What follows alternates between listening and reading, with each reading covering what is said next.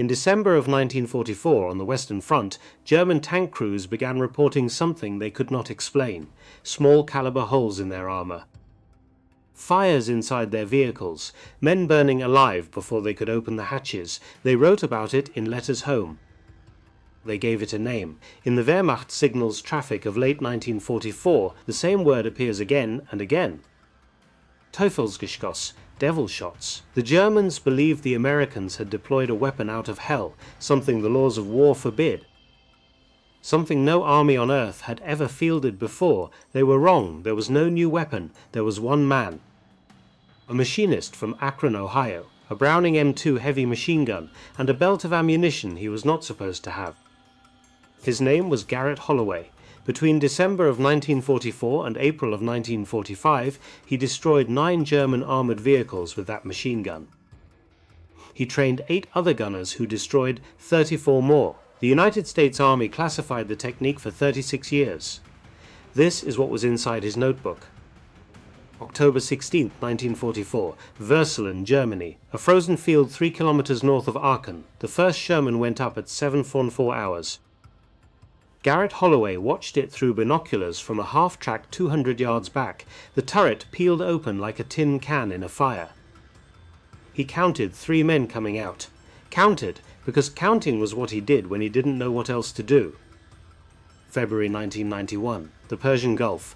Aboard USS Missouri, a 16-inch gun barrel 66 feet long swings slowly toward the Kuwaiti coast. The crew works in silence. The shell that slides into the breech weighs 2,700 pounds, the weight of a small automobile. The powder bags behind it weigh more than 600 pounds combined. The breech closes, the lanyard pulls. The Mark 7 fires the last combat round it will ever fire in American history. 53 years after it was forged at the Washington Navy Yard, 46 years after the enemy it was built to fight burned to the bottom of the East China Sea. 3 wars after the war it was designed for ended, without it ever firing a single round at the battleship it had been built to kill. This is the story of the most powerful naval gun ever mounted on an American warship, a gun built for a fight that never came. A gun that outlasted the empire it was designed to destroy, a gun that served 4 wars across half a century and earned every one of them. But to understand that gun, you have to go back, not to a shipyard in America, not to a foundry in the Washington Navy Yard. To a cold morning in Tokyo on December 29, 1934. Snow on the rooftops of the Imperial Palace. To understand what was at stake, you have to understand what the treaties had done.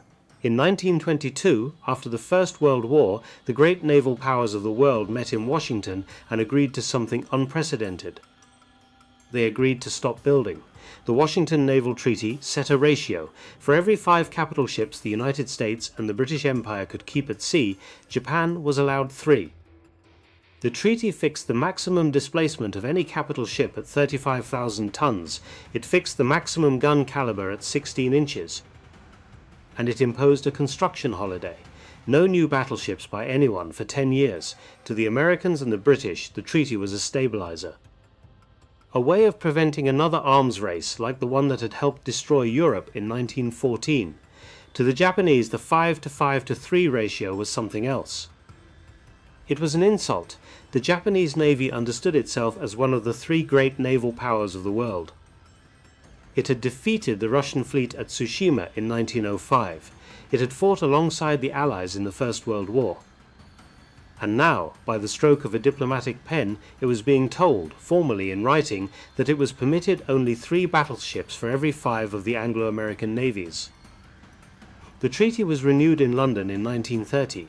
The ratio held, the limits held, but beneath the surface, in Tokyo, the resentment was hardening into something that no diplomat could see. By the early 1930s, Japan had begun pulling away from the international order. In 1931, the Japanese army seized Manchuria. In 1933, Japan walked out of the League of Nations. In 1934, the Imperial Navy quietly began drawing up plans for ships that would dwarf anything permitted under treaty. And on December 29 of that same year, the Foreign Ministry made it official. The folded document, the leather case. The drive through Tokyo at dawn. Japan was leaving. But here is what almost no one outside the United States Navy knew. America had seen this coming. Inside the United States Bureau of Construction and Repair, the body responsible for designing American warships, engineers had been quietly studying the next generation of battleships for years before Japan's withdrawal. They had drawn up preliminary designs, they had run hull form studies, they had compared armor schemes, propulsion options, gun layouts. They had done all of this in secret, and every single design they had drawn was hobbled by the same constraint. 35,000 tons, 16-inch guns, the treaty limits applied to ship after ship on draft after draft, throttling every American naval constructor like a hand around the throat. When Japan walked out in December 1934, the Bureau felt a kind of strained, quiet sigh. Now they could plan for real ships. Now they could draw the warships America actually needed. Except they couldn't, because the treaty wasn't dead. Not yet. The Washington Treaty's withdrawal clause specified that even after a notice of withdrawal was filed, the treaty remained in force until the end of the calendar year following, meaning the entire system would not formally expire until December 31st, 1936. 2 more years of limits.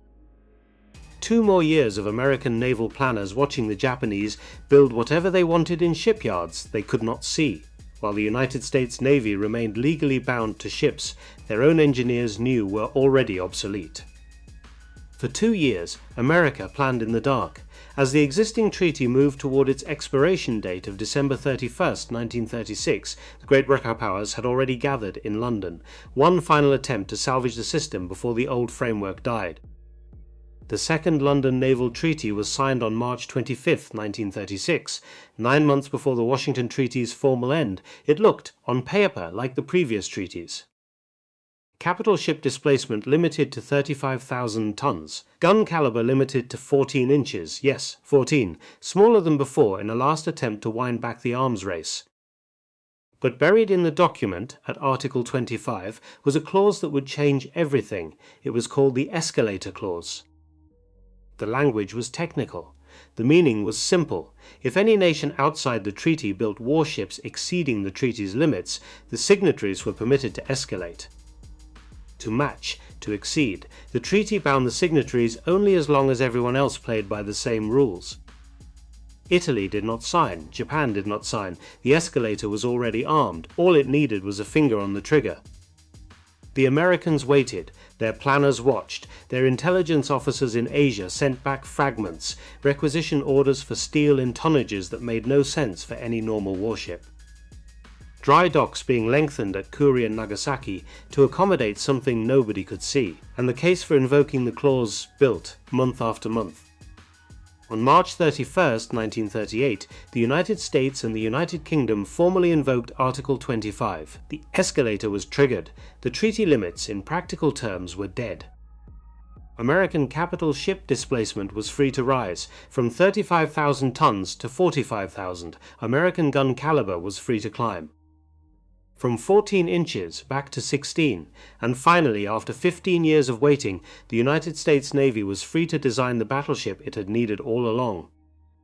By the time the Escalator was invoked in 1938, 2 new American battleship classes were already under design, the North Carolina class, the South Dakota class. Both had been laid down under the assumption of treaty constraint. Both had been designed, initially, with the smaller 14-inch gun. And both were now being hurriedly upgraded, their main batteries shifted up to the larger 16-inch 45 caliber Mark VI, the standard heavy gun of the United States Navy. The Mark VI was a fine weapon, reliable, proven. It would arm the North Carolinas and the South Dakotas for the entire war that was coming. But in May of 1938, when the United States Congress passed the Naval Expansion Act and authorized a new class of even larger battleships, the Iowa class, a different man in a different bureau sat with the design files for that gun in his hand. And he made a decision that almost no one outside the United States Navy noticed. His name was William R. Furlong. He was a rear admiral. He was the chief of the Bureau of Ordnance, and in 1938, with the Iowa class now authorized and the gun for it not yet selected, Furlong looked at the Mark VI, the gun already going into the North Carolinas, already going into the South Dakotas, already in production, and made a quiet, technical, bureaucratic choice that would reshape the next half-century of American naval gunnery. He said no, not the Mark VI, not the gun already on the production line, not the gun the rest of the fleet was getting. Something new, a longer barrel, a higher muzzle velocity, a bigger shell. The reasoning was technical, not heroic. Furlong's ordnance engineers had been developing a new armor-piercing shell.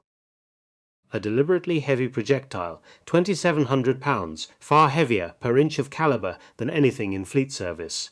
It was called the Mark VIII Super Heavy. Its purpose was simple. At long range, where naval shells plunged down from the apex of their trajectory and struck the thinner deck armor of an enemy ship, a heavier shell carried more energy through the steel. A heavier shell needed a more powerful gun to push it, and the more powerful gun was a 16-inch 50 caliber. A barrel 66 feet long, 50 times its caliber in length, generating enough muzzle velocity to hurl the Mark VIII across 23 nautical miles of open ocean at 2,500 feet per second.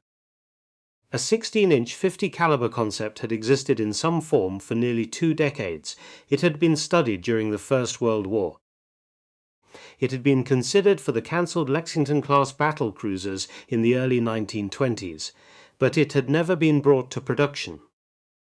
The treaties had killed it, and what Furlong was now authorizing in 1938 was something new, a Mark VII, a clean-sheet design that took the long barrel concept and married it to modern metallurgy, modern fire control, and modern ammunition. That gun did not exist yet. It existed only on paper, in archives, in test results from earlier experimental work that had never been carried to production. Furlong's choice was to build it, to skip the Mark VI for the Iowa class, to commit the largest battleships the United States had ever built to a weapon that was still, in 1938, a sheaf of drawings on a desk inside the Bureau of Ordnance. There was no drama in the moment, no conference room confrontation, no young engineer slamming his fist on a table.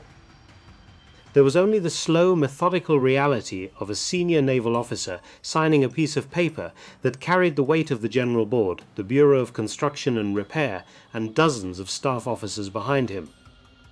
But when he signed it, William Furlong set in motion the construction of the most powerful naval gun ever mounted on an American warship.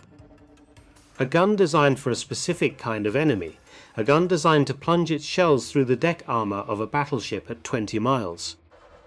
A gun the United States Navy had never seen the like of, and on the other side of the Pacific, in absolute secrecy, the Empire of Japan was already laying the keel for the ship that would make every American calculation collapse. A ship the Americans did not yet know existed, a ship called Yamato, spring 1939, the Washington Navy Yard, inside the long brick foundry buildings along the Anacostia River, where the United States Navy had manufactured every major naval gun in American service since the days of the Civil War. The most ambitious gun in American history began to take shape. It began as a forged steel ingot, several tons of raw metal heated until it glowed orange in the gloom of the forge. Hammered, shaped, sent to the lathe. Months later, when it emerged, it was a tube of precision machined steel 66 feet long. The length of a 6-story building laid on its side, the weight of a fully loaded freight locomotive, 121 long tons of finished gun and breech. And a single battleship would carry 9 of them. The construction was a marvel of metallurgical engineering. A modern naval gun of that size could not be made from a single piece of steel. The internal pressures were too high, the structural demands too great. Instead, the Mark VII barrel was built up from concentric layers of steel, each tube precisely machined, each one heated and shrunk over the layer beneath it.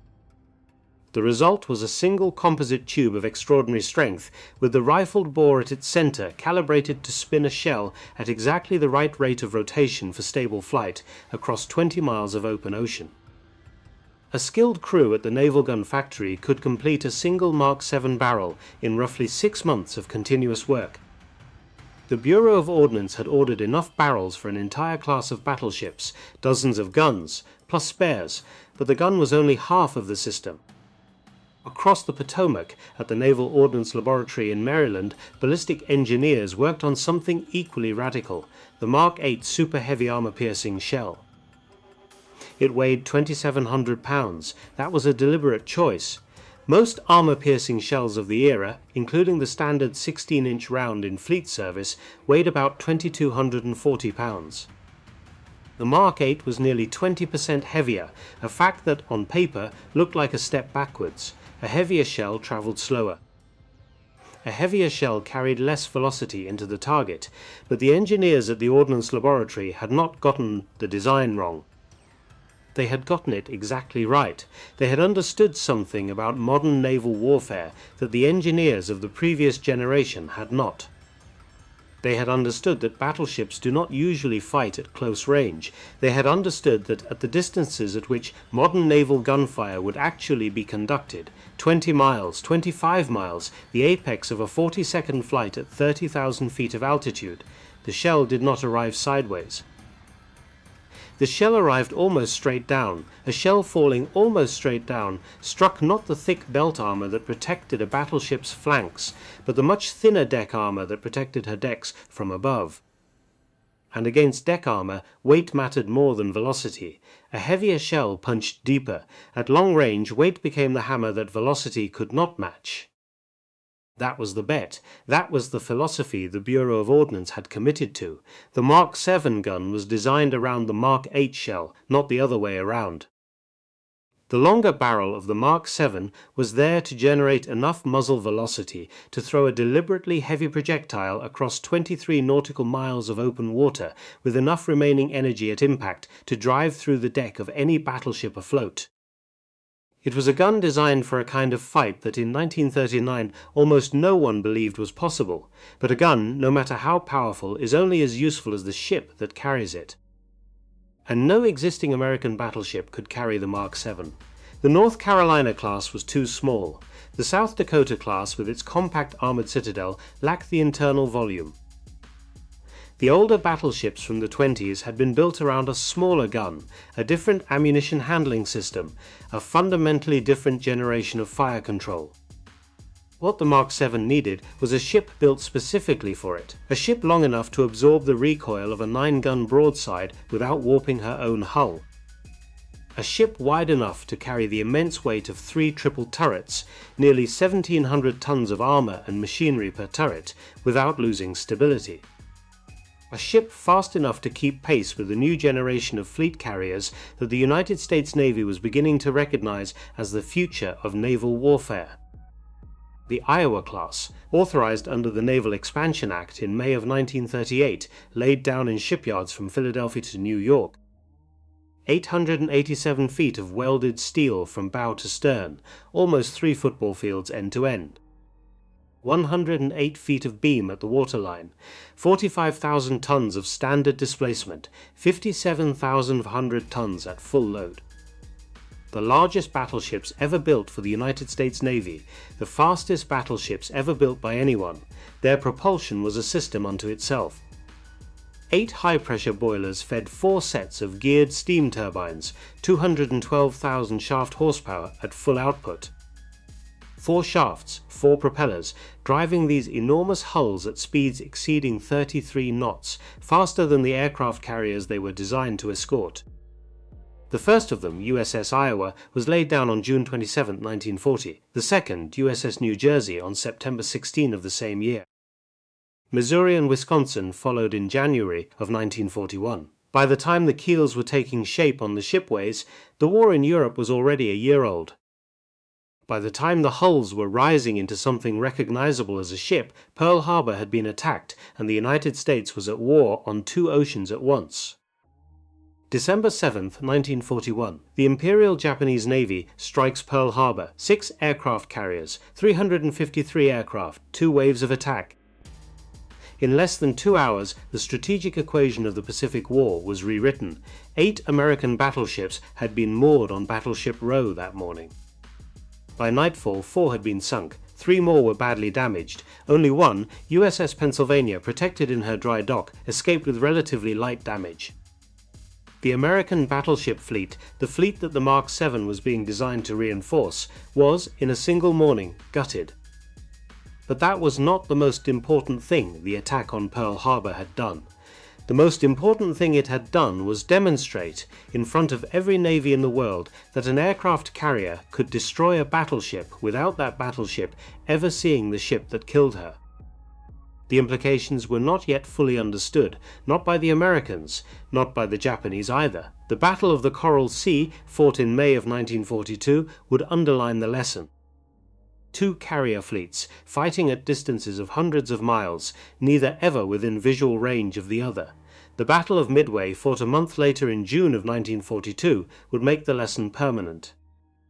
4 Japanese fleet carriers destroyed in 24 hours, the Japanese aviation arm gutted, the strategic balance of the Pacific theater inverted.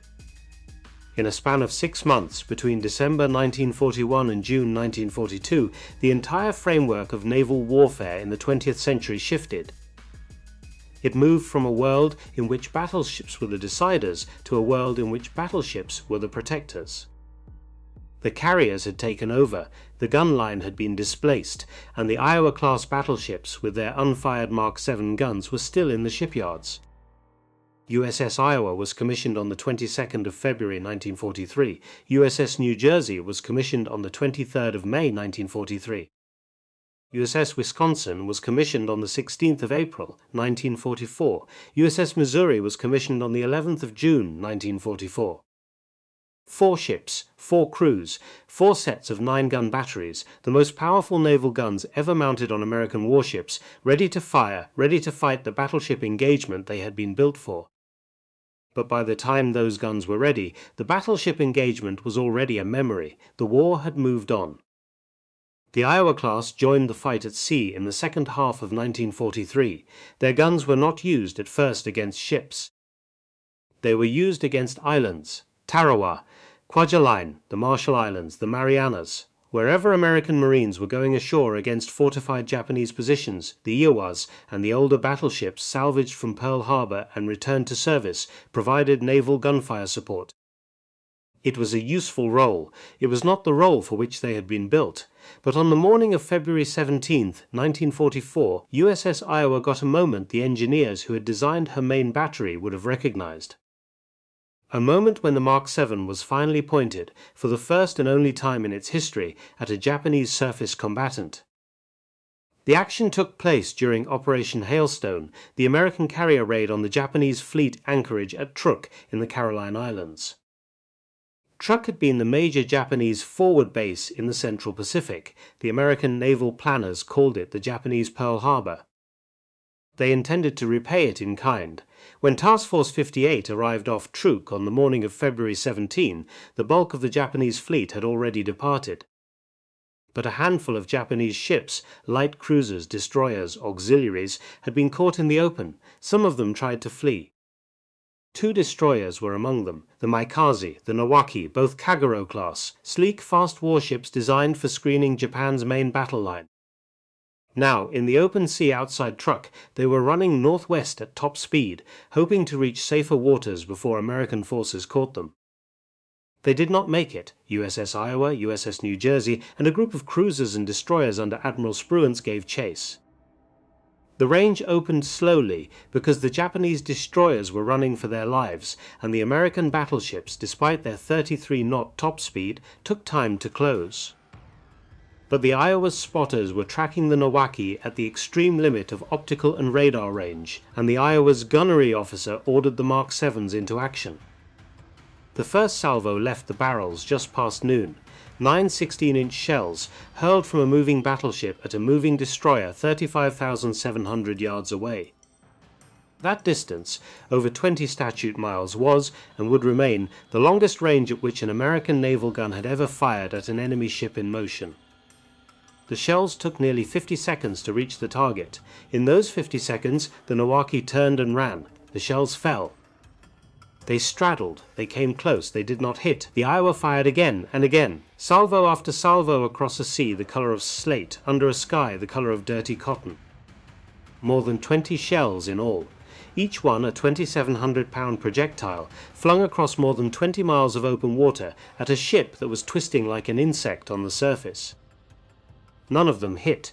The Nowaki escaped that day. She would survive another 6 months before being caught and sunk by American cruisers and destroyers off Sama on October 26, 1944, during the Battle of Leyte Gulf. It is one of the strange small ironies of the Pacific War. The Iowa, the most powerful American battleship ever launched, armed with the most powerful naval guns ever built for the United States Navy, fired at a destroyer at the limit of her range and missed.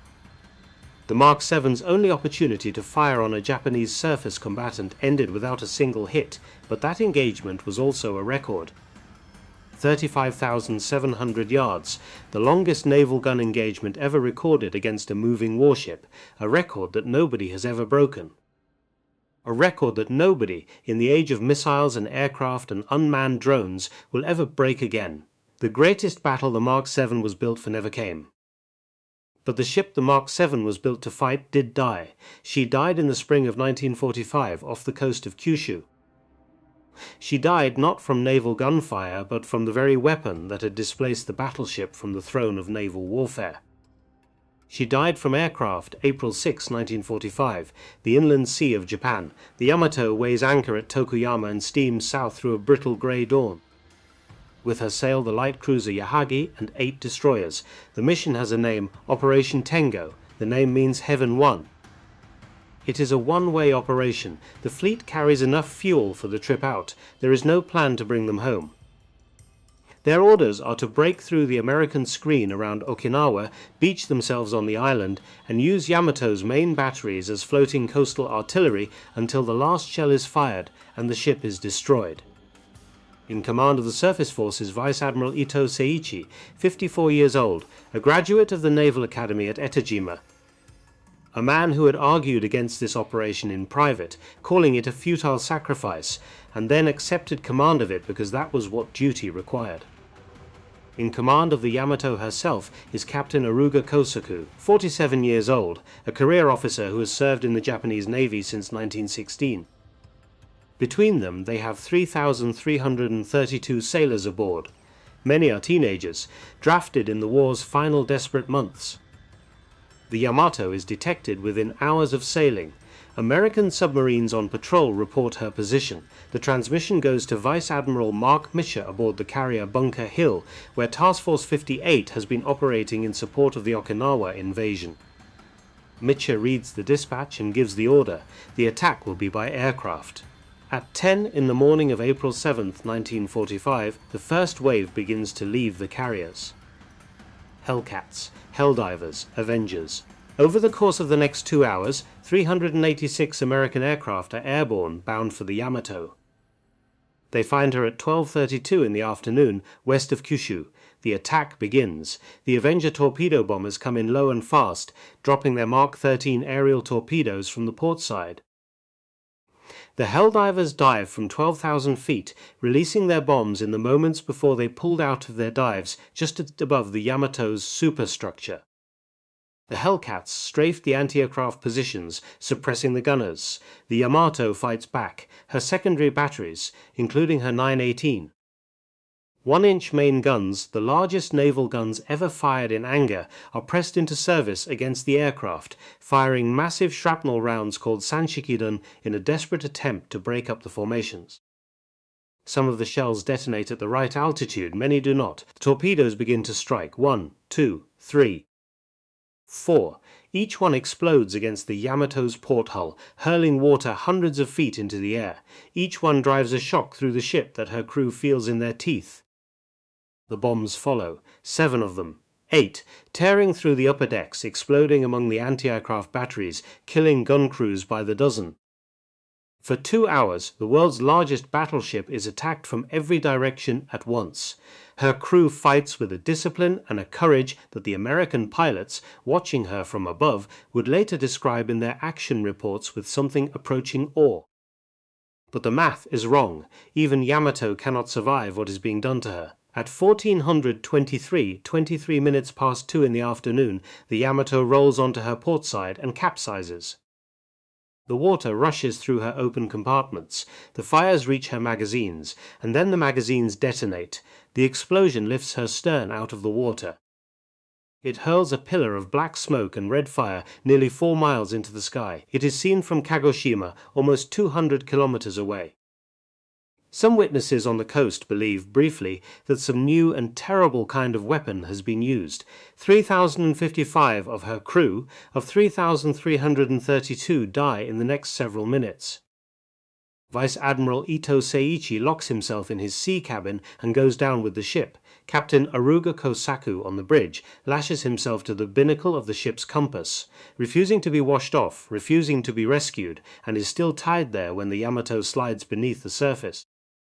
The light cruiser Yahagi is also gone. 4 of the 8 destroyers are sunk. The rest limp back to Japan with no fuel left to do anything but die at anchor. The Pacific War's final battleship is finished, and not one round from a Mark VII was fired during her death. Not one of the 9 16-inch guns mounted aboard USS Iowa, or USS New Jersey, or USS Missouri, or USS Wisconsin ever swung onto the Yamato. Not one shell crossed the gap between American and Japanese capital ships, the duel for which the Mark VII had been designed, the slugging match between the largest battleships in either fleet, the engagement that had justified every late-night meeting in the Bureau of Ordnance, every redesigned hull blueprint, every concentric steel tube forged at the Washington Navy Yard, never came. The Yamato died at the hands of the aircraft that the carriers had carried, the aircraft that the Iowas had been built to escort. The Mark VII outlasted the enemy it was designed to fight. It outlasted that enemy without ever firing a single round at her. And as the war moved into its final months, as American carriers struck Japan's home islands and American Marines waded ashore on Okinawa, the Mark VII began to find something its designers had not expected. A different role, a role nobody had drawn up specifications for, a role nobody had run the numbers on in the Bureau of Ordnance in 1938. A role that would carry it across the next half-century of American military history into wars the men who built it could not yet imagine.